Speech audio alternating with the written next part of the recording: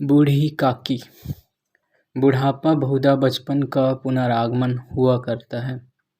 बूढ़ी काकी में जिह्वा स्वाद के सिवा और कोई चेष्टा शेष न थी और न अपने कष्टों की ओर आकर्षित करने का।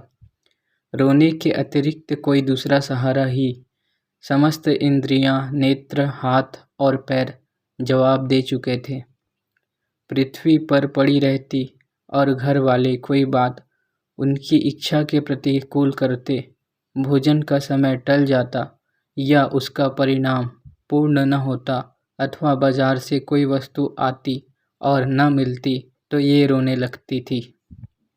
उनका रोना सिसकना साधारण रोना न था, वे गला फाड़ फाड़ कर रोती थी। उनके पतिदेव को स्वर्ग सिधारे कालांतर हो चुका था। बेटे तरुण होकर चल बसे थे। अब एक भतीजे के अलावा और कोई न था। उसी भतीजे के नाम उन्होंने अपनी सारी संपत्ति लिख दी थी। भतीजे ने सारी संपत्ति लिखाते समय खूब लंबे चौड़े वादे किए, किंतु वे सब वादे केवल कुली डिपो के दलालों के दिखाए हुए सब्ज बाग थे। यद्यपि उस संपत्ति की वार्षिक आय 150 रुपये से कम न थी, तथापि बूढ़ी काकी को पेट भर भोजन भी कठिनाई से मिलती थी। इसमें उसके भतीजे पंडित बुद्धिराम का अपराध था अथवा उसकी अर्धांगिनी श्रीमती रूपा का, इसका निर्णय करना सहज नहीं था। बुद्धिराम स्वभाव से सज्जन थे, किंतु उसी समय तक जबकि उनके कोष पर आँच न आए। रूपा स्वभाव से तीव्र थी सही, पर ईश्वर से डरती थी, अतएव बूढ़ी काकी को उसकी तीव्रता उतनी न खलती थी जितनी बुद्धिराम की भलमनसाहत। बुद्धिराम को कभी कभी अपने अत्याचार का खेद होता था। विचारते थे कि इसी संपत्ति के कारण मैं इस समय भला मानुष बना बैठा हूँ। यदि भौतिक आश्वासन और सुखी सहानुभूति से स्थिति में सुधार हो सकता हो, उन्हें कदाचित कोई आपत्ति न होती, परंतु विशेष व्यय का भय उनकी सुचेष्टा को दबाए रखता था। यहाँ तक कि यदि द्वार पर कोई भला आदमी बैठा होता और बूढ़ी काकी उस समय अपना राग अलापने लगती, तो वह आग हो जाते और घर में आकर उन्हें जोर से डांटते। लड़कों को बूढ़ों से स्वाभाविक विद्वेष होता ही है, और फिर जब माता पिता का यह रंग देखते तो वे बूढ़ी काकी को और सताया करते। कोई चुटकी काट कर भागता, कोई इन पर पानी की कुल्ली कर देता। काकी चीख मार कर रोती, परंतु यह बात प्रसिद्ध थी कि वह केवल खाने के लिए रोती है, अतएव उनके संताप और आर्तनाद पर कोई ध्यान नहीं देता था। हाँ, काकी क्रोधातुर होकर बच्चों को गालियाँ देने लगती तो रूपा घटनास्थल पर आ पहुँचती। इस भय से काकी अपनी जिह्वा कृपाण का कदाचित ही प्रयोग करती थी। यद्यपि उपद्रव शांति का यह उपाय रोने से कहीं अधिक उपयुक्त था। संपूर्ण परिवार में यदि काकी से किसी को अनुराग था तो वह बुद्धिराम की छोटी लड़की लाडली थी। लाडली अपने दोनों भाइयों के भय से अपने हिस्से की मिठाई चबैने बूढ़ी काकी के पास बैठकर खाया करती थी। यही उसका रक्षागार था, और यद्यपि काकी की शरण उनकी लोलुपता के कारण बहुत महंगी पड़ती थी, तथापि भाइयों की अन्याय से सुरक्षा कहीं सुलभ थी। तो बस इसी स्वार्थ अनुकूलता ने उन दोनों में सहानुभूति का आरोपण कर दिया था। रात का समय था। बुद्धिराम के द्वार पर शहनाई बज रही थी और गांव के बच्चों का झुंड विस्मयपूर्ण नेत्रों से गाने का रसास्वादन कर रहा था। चारपाइयों पर मेहमान विश्राम करते हुए नाइयों से मुक्कियाँ लगवा रहे थे। समीप खड़ा भाट विरोधावली सुना रहा था और कुछ भावज्ञ मेहमानों की वाह वाह पर ऐसा खुश हो रहा था मानो इस वाह-वाह का यथार्थ में वही अधिकारी है। एक अंग्रेजी पढ़े हुए नवयुवक इन व्यवहारों से उदासीन थे। वे इस गंवार मंडली में बोलना अथवा सम्मिलित होना अपनी प्रतिष्ठा के प्रतिकूल समझते थे। आज बुद्धिराम के बड़े लड़के मुखराम का तिलक आया है, यह उसी का उत्सव है। घर के भीतर स्त्रियां गा रही थी और रूपा मेहमानों के लिए भोजन में व्यस्त थी। भट्टियों पर काढ़ा चल रहे थे। एक में पूड़ियाँ कचौड़ियाँ निकल रही थी, दूसरे में अन्य पकवान बनते थे।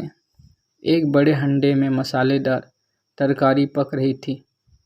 घी और मसाले की सुधावर्धक सुगंधी चारों ओर फैली हुई थी। बूढ़ी काकी अपनी कोठरी में शोकमय विचार की भांति बैठी हुई थी। यह स्वाद मिश्रित सुगंधी उन्हें बेचैन कर रही थी।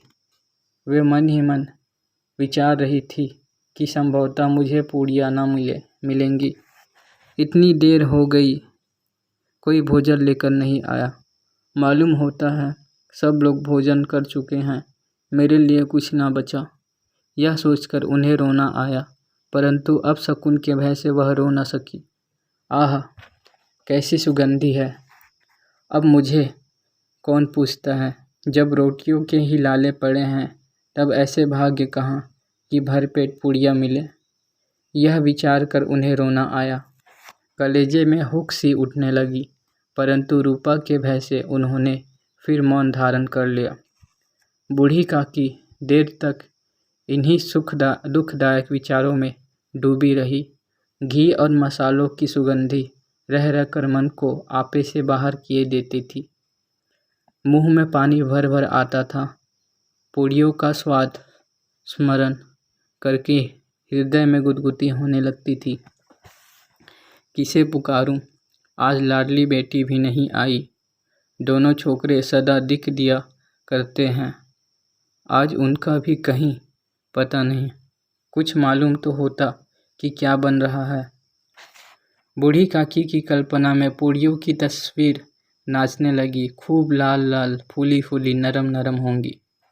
रूपा ने भली भांति भोजन किया होगा।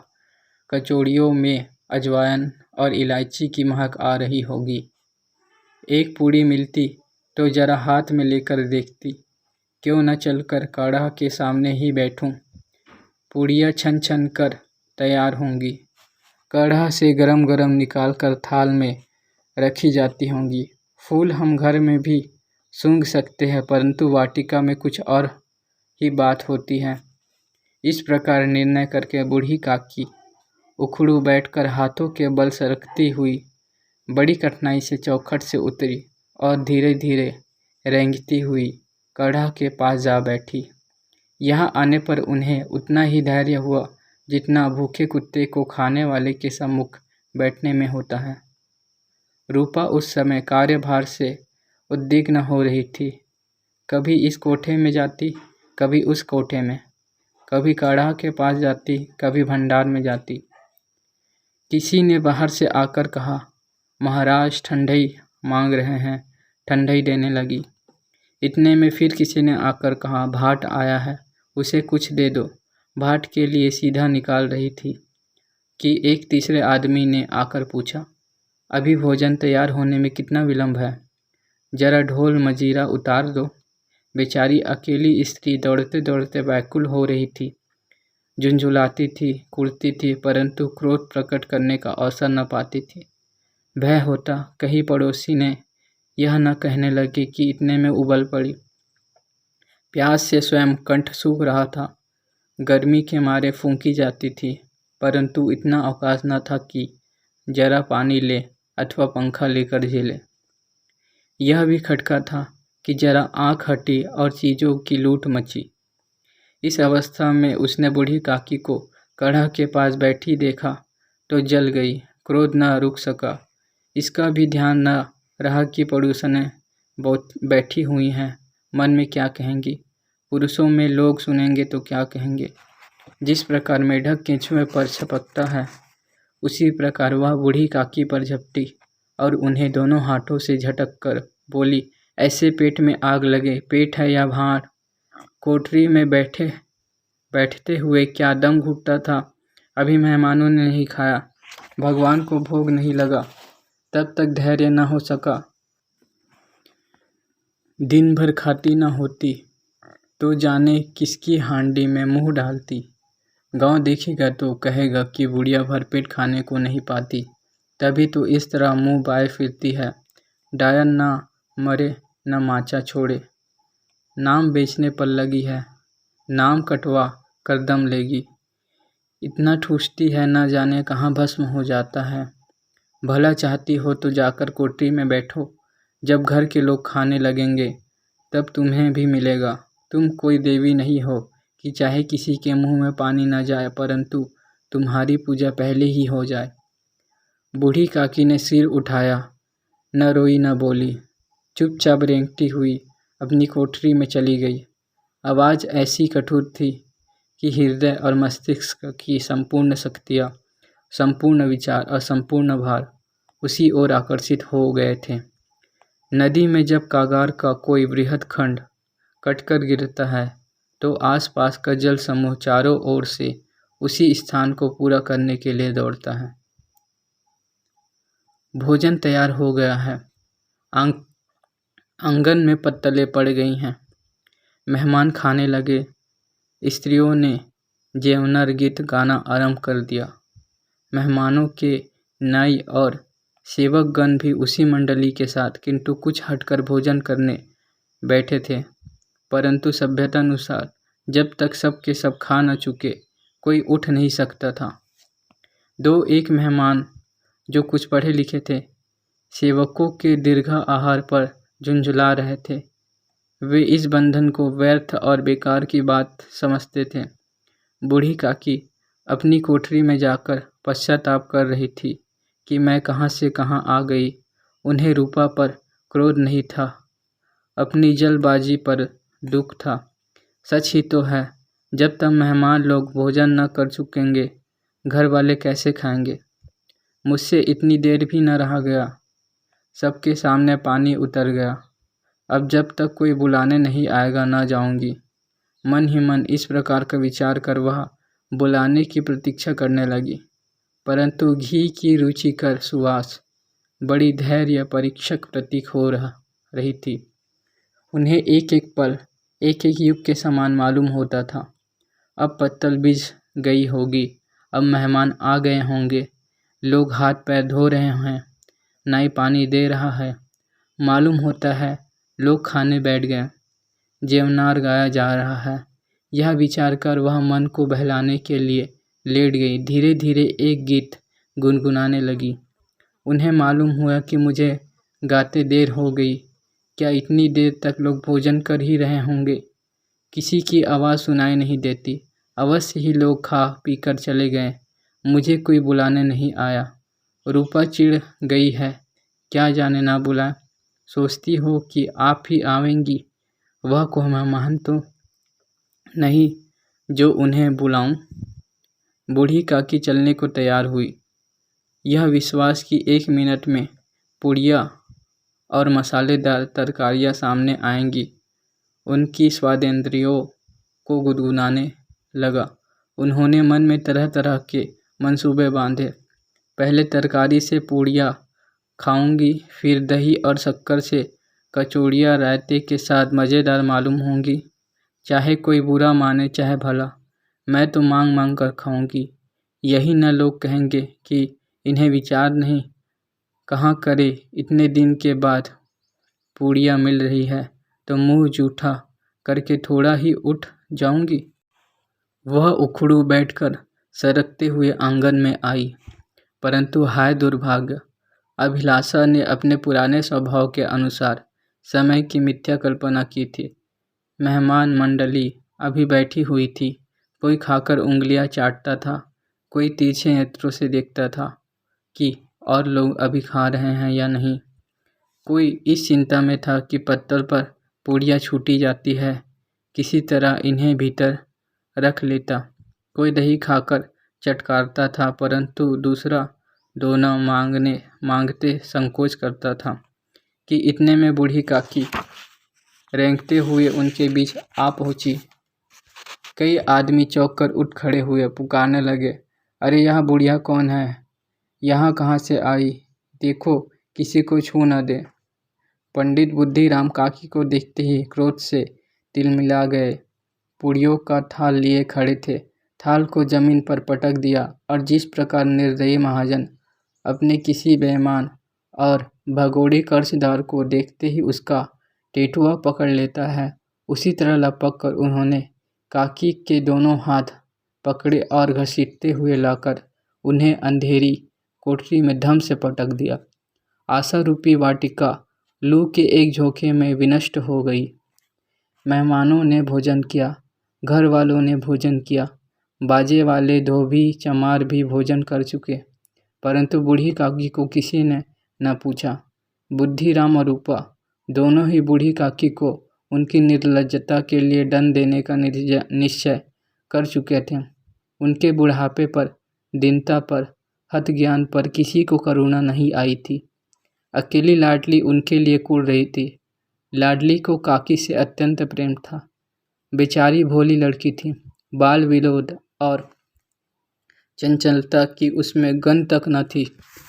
दोनों बार जब उसके माता पिता ने काकी को निर्दयता से घसीटा तो लाडली का हृदय ऐंठ कर रह गया।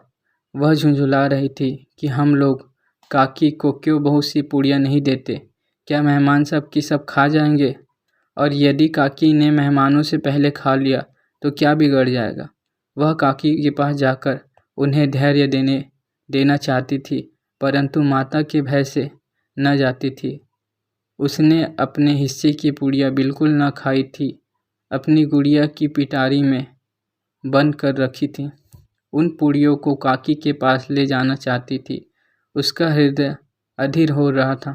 बूढ़ी काकी मेरी बात सुनते ही उठ बैठेंगी, पूड़ियाँ देखकर कैसी प्रसन्न होंगी। रात को 11 बज गए थे।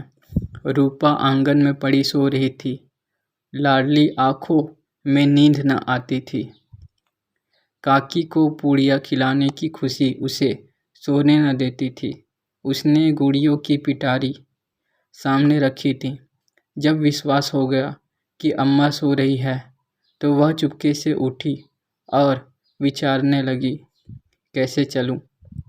चारों ओर अंधेरा था, केवल चूल्हों में आग चमक रही थी और चूल्हों के पास एक कुत्ता लेटा हुआ था। लाडली की दृष्टि सामने वाले नीम पड़ गई। उसे मालूम हुआ कि उस पर हनुमान जी बैठे हुए हैं। उनकी पूँछ, उनकी गदा वह स्पष्ट दिखलाई दे रहा था। मारे भय के उसने आंखें बंद कर ली। इतने में कुत्ता उठ बैठा। लाडली को ढाढ़स हुआ। कई सोए हुए मनुष्यों के बदले एक भागता हुआ कुत्ता उसके लिए अधिक धैर्य का कारण हुआ। उसने पिटारी उठाई और बूढ़ी काकी की कोठरी की ओर चली। बूढ़ी काकी को केवल इतना स्मरण था कि किसी ने मेरा हाथ पकड़कर घसीटे, फिर ऐसा मालूम हुआ कि जैसे कोई पहाड़ पर उड़ाए लिए जाता है। उनके पैर बार बार पत्थरों से टकराए, तब किसी ने उन्हें पहाड़ पर से पटका, वे मूर्छित हो गई। जब वे सचेत हुई तो किसी की जरा भी आहट न मिलती थी। समझी कि सब लोग खा पी कर सो गए और उनके साथ मेरी तकदीर भी सो गई। रात कैसे कटेगी? राम, क्या खाऊं? पेट में अग्नि धधक रही है। हाँ, किसी ने मेरी सुधि न ली। क्या मेरा पेट काटने से धन जुड़ जाएगा?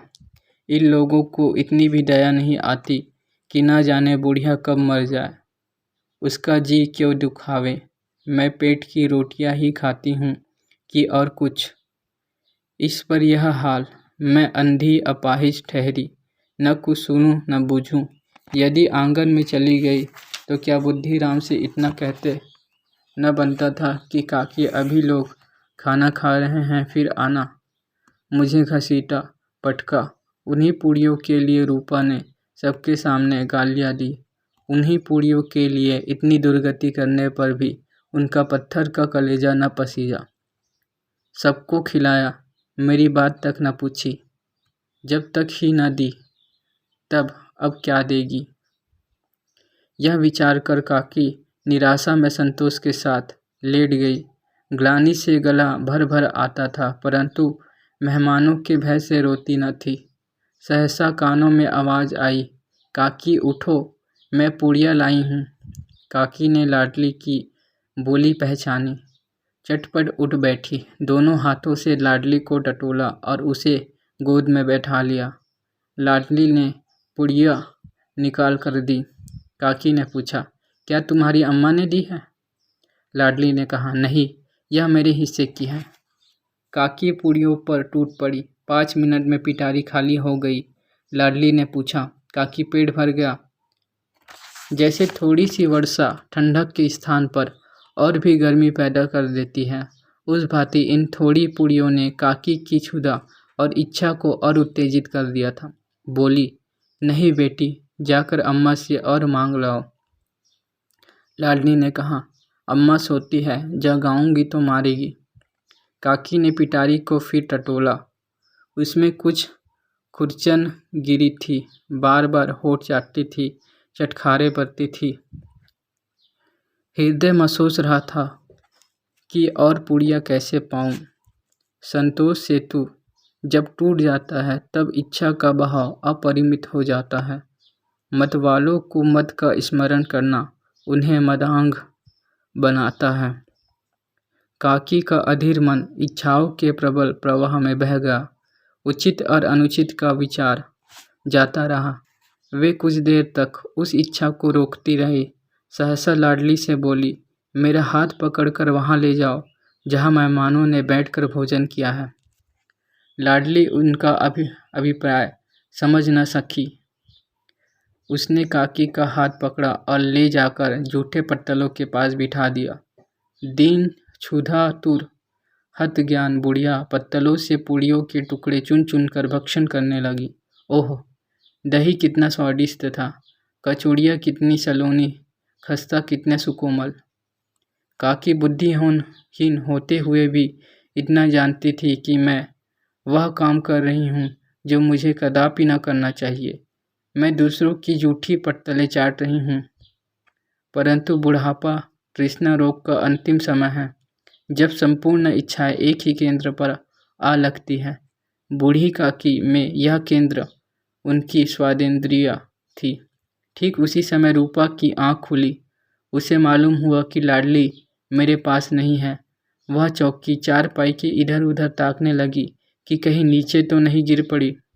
उसे वहाँ न पाकर वह उठी तो क्या देखती है कि लाडली जूठे पत्तलों के पास चुपचाप खड़ी है और बूढ़ी काकी पत्तलों पर से पूड़ियों के टुकड़े उठा उठा कर खा रही है। रूपा का हृदय सन्न हो गया।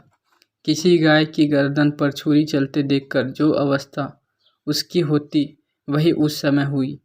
एक ब्राह्मणी दूसरों की जूठी पत्तल टटोले, इससे अधिक शोकमय दृश्य असंभव था। पूड़ियों के कुछ ग्रासों के लिए उसकी चचेरी सास ऐसा निष्कृत कर्म कर रही है। यह वह दृश्य था जिसे देखकर देखने वालों के हृदय कांप उठते हैं।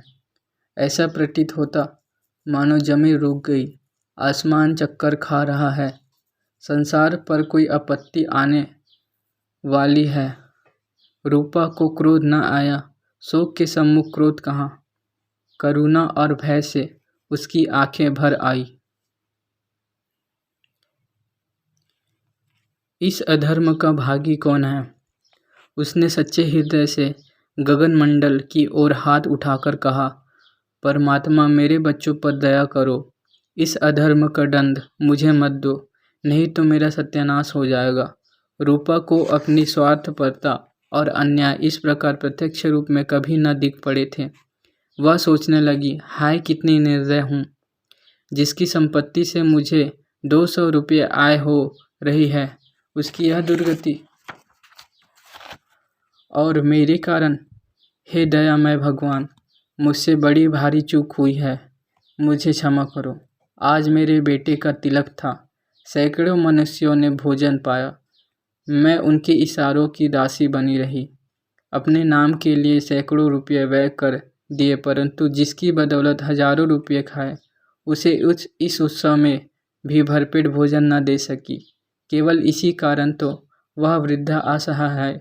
रूपा ने दिया जलाया, अपने भंडार का द्वार खोला और एक थाली में संपूर्ण सामग्रियां सजाकर बूढ़ी काकी की ओर चली। आधी रात जा चुकी थी। आकाश पर तारों के थाल सजे हुए थे और उन पर बैठे हुए देवगण स्वर्गीय पदार्थ सजा रहे थे, परंतु उसमें किसी को वह परमानंद प्राप्त न हो सकता था जो बूढ़ी काकी को अपने सम्मुख थाल देखकर प्राप्त हुआ। रूपा ने कंठारुद्ध स्वर में कहा, काकी उठो, भोजन कर लो। मुझसे आज बड़ी भूल हुई, उसका बुरा न मानना। परमात्मा से प्रार्थना कर दो कि वह मेरा अपराध क्षमा कर दे। भोले भाले बच्चों की भांति जो मिठाइयाँ पाकर मार और तिरस्कार सब भूल जाता है, बूढ़ी काकी वैसे ही सब भुलाकर बैठी हुई खाना खा रही थी। उनके एक एक रोए से सच्ची सद्दीक्षाएं निकल रही थी और रूपा बैठी स्वर्गीय दृश्य का आनंद लेने में निमग्न थी। धन्यवाद।